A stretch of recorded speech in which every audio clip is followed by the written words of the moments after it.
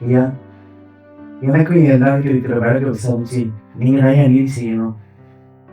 இந்தாம்மா உன் நேரம் விட்டுது, வெளில போ ஃபர்ஸ்ட்.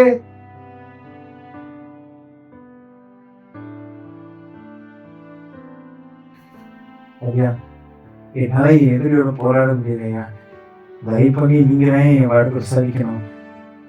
என்னம்மா இன்னைக்கு வந்து என்ன போட்டு இப்படி பாடா பண்றியம்மா? உன் வழக்க நான் விசாரிக்கிறேம்மா, நீ போமா ஃபர்ஸ்ட் போமா. நான் விசாரிக்கிறேன் நீ போமா. ஐயா, உங்க காலில் நான் விழுவுறேன் ஐயா. என் எதிரியோட என்னால போராட முடியலையா. தயவு பண்ணி நீங்க தான் என் வழக்கை விசாரிக்கணும்.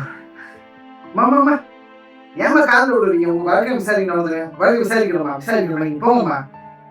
நீங்க போங்கம்மா வழக்க நான் விசாரிக்கிறேன், நீங்க போங்கம்மா.